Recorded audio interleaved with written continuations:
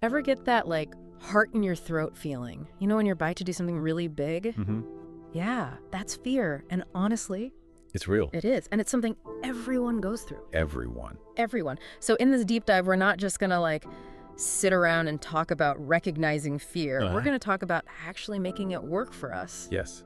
Because fear, so often, it gets, like, painted as this negative thing. Right. Like, oh no, fear. Exactly. Yeah. But really, when you get down to it, it's biology. Okay. It's like this primal survival thing. It's true. Yeah, plain and simple. So it's like all that stuff we hear about, the fight or flight response, that's our ancestors' way of staying alive, right? Like back in the day. Exactly. That's how we got here. That's how we got here. But isn't it wild how that exact same instinct is still like hardwired into us? Oh, absolutely. Even though most of us, thankfully, aren't dodging saber-toothed tigers every day. Yeah, it's true. It is fascinating. Right. Because it highlights this disconnect where our fear responses haven't quite caught up to, you know, our modern world. It's true, yeah. So that same rush of adrenaline that might have saved our, you know, great-great-great-grandparents from, like, I don't know, a wild animal is now getting triggered by, like what? Asking for a promotion. Oh, yeah. Or, like, public speaking, which, let's be honest, oh my gosh, can feel just as scary in the moment. It's true. I've been there for sure. It is. Yeah. The source we're looking at, they actually compare these primal fears to the anxieties we all have now in modern life. So they're saying it's the same, basically. Similar, yeah, like the example they use is fearing a wild animal attack versus, like, you know, fear of public speaking. Oh, I see, yeah, okay. And the point they make is that our brains sometimes have trouble telling the difference between, you know, actual physical danger and something that's just like our ego. Threatening our ego. Yeah, exactly. Or like our image or something. Yes, our image, our social standing, all that. Okay, so it's like we're reacting to a sternly worded email from our boss with the same, like, intensity as our ancestors did to, like, a charging mammoth. Basically. It's a little out of proportion. No wonder we're all so stressed. It's true. That's why it's so important to understand the different ways fear shows up in our lives, because it's not always obvious. Yeah. It can be sneaky. So this source we're diving into, it talks about these, like, different faces of fear. And one that really, like, got to me was this whole idea of the fear of failure. Because, I mean, who actually wants to, like, mess up or feel like they've fallen short? Right. It's human. It's so human. It is. Yeah. It's normal. But it's like that fear of failure. Sometimes it just keeps us in our comfort zone, you know? Totally. Like, it keeps us from going for it. Going for the promotion, taking risks, even just, like, sharing our ideas, you know? We get so stuck on the what if I fail that we miss out on the like what ifs of success. The potential, exactly. Yeah, no, that's a really good point. It is. It's huge. But here's where it gets even more interesting, okay? Okay. The source also talks about, get this, the fear of success. It's a real thing. I know, right? At first I was like, hold on, don't we all want that, you know? Right. But success, it's not always like this smooth, easy road. Okay, true. Like, it comes with its own whole set of challenges and anxieties. Okay. Think about it. Success usually means big changes. Okay. Like, you might have more responsibility, higher expectations from, like, everyone. Right, and that can be a lot. It can be. And even, like, your relationships, your lifestyle might change. Yeah, like everything about your life could shift. Exactly. And that's scary for a lot of people. It's like that saying, be careful what you wish for, but, like, on a deeper level. A much deeper level, yeah. It's like we achieve a huge goal, and then it's like, wait, can I actually handle this? Yes. Like, that fear, it can show up in sneaky ways. Like what? Give me an example. Well, we might start self-sabotaging. Oh, interesting. Or procrastinating on things that are really important. Right. Or even downplaying our own achievements. Wow, really? All to avoid those, like, uncomfortable feelings of actually stepping into a bigger role. Wow, that's kind of deep. It is. And it's more common than you think. So, listener, as we're, you know, unpacking all of this, I want you to just take a sec. Yeah, take a moment. And think about your own life. Like, what are some fears that, like, really resonate with you? Where do you feel stuck? Yeah. Even in, like, little ways. All connected. It really is. So now you're probably thinking, okay, is this about, like, never feeling fear again. Right, like just delete that emotion. Yeah. Because let's be real, that's just not happening, right? Exactly. It's not about erasing fear like it's some line on a whiteboard. Right. It's more about changing how we like relate to it. Okay. I like that. You know, it's about working with it, not against it. So not fearless, but like fear aware. Or is it fear manageable? There you go. And the source actually it talks about this really interesting idea. Okay, I'm listening. It's called getting comfortable with discomfort. Ooh, that sounds kind of deep. It is.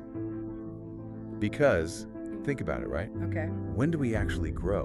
When we push ourselves. Exactly. Like, rarely is it when we're just like chilling in our comfort zone. So those times when we feel those butterflies or that like edge in our stomach, that nervous energy. yeah, that's not always a bad thing. Not necessarily, no. It could be our body's way of saying, hey, you're onto something here. Ooh, I like that. Right, we're stretching, we're going beyond those like self-imposed limits. Yeah, we're going for it. Exactly. And that can be exciting. I'm into this reframing, I gotta say. Good. But like, how do we actually keep moving forward when that fear feels really big? You know?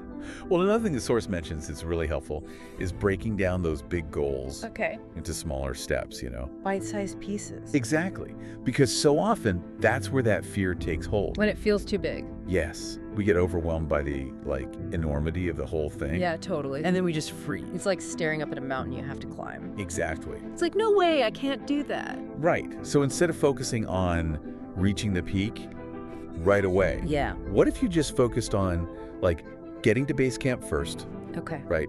And then maybe, like, navigating a tricky path and then setting up camp for the night. So it's like each step is still a challenge. Oh, for sure. But it feels doable. Exactly. Okay, I like that, yeah. And as you take each step, it's like you're chipping away at that initial fear. And building confidence at the same time. Exactly. Okay, that makes sense. Right.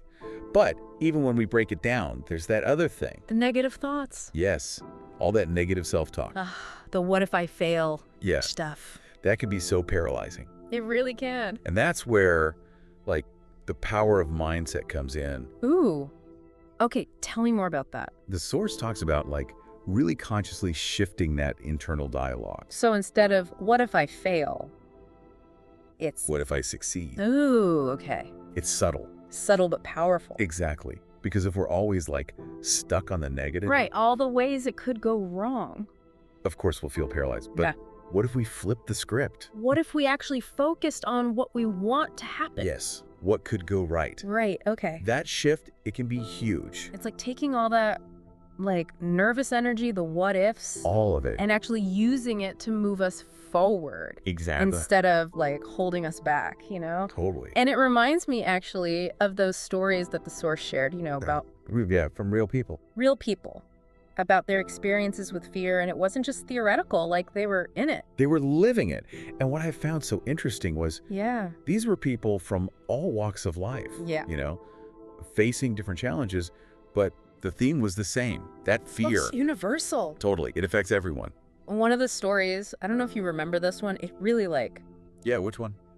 it was about one of the hosts, and they were talking about, like, their huge fear of public speaking. Oh, yeah. Like, to the point where they would avoid, like, any situation where they might have to get up in front of people. It can be so scary. Which is kind of funny because... Because they host a podcast. Exactly. I know, right? It just goes to show you It doesn't matter who you are. everyone's got their thing. Everyone's got their thing. Yeah. And in the story, the host got invited to, like, speak at this work event. Oh, boy. And they knew, They couldn't get out of it. nope, it was like fight or flight time. So what did they do?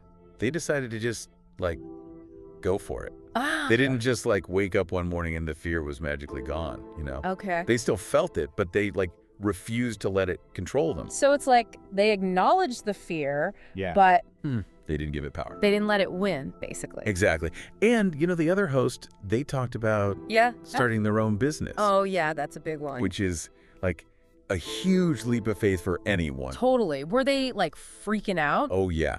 They said that fear of failure was, like, this huge weight. Because it's a big risk, for sure. For sure. But here's the thing. Yeah. They realized that, like, staying stuck, In a job they hated. yes, that was actually scarier. Interesting. So it's like sometimes the fear of, like, not doing anything is bigger than the fear of, like... Of actually going for it. Of the unknown. Exactly. Yeah, that's a really good point. And that one really got me because it's like, we spend so much time, like...